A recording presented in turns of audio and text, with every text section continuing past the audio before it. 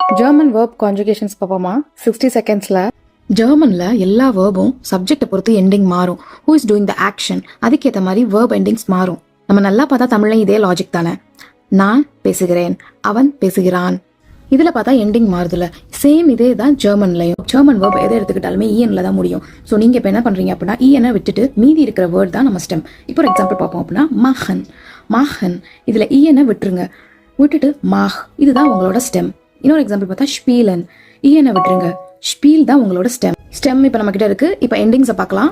இஷ் மாஹ, டு மார்க்ஸ், இயர் சி எஸ் மார்க்ட், wir machen, ihr macht, sie machen. Pattern பார்த்தீங்களா? E S T T E N T E N. இதே பேட்டர்ன் தான் உங்களுக்கு எல்லா வேர்புக்கும் மாறும். நார்மலாக இருந்தால் அது ரெகுலர் வேர்ப். ஆனால் இன்னொரு சிக்கலான ஒரு மேட்டர் இருக்குது, அது இர்ரெகுலர் வேர்ப். அதை நம்ம தனியாக ஒரு வீடியோவில் பார்க்கலாம்.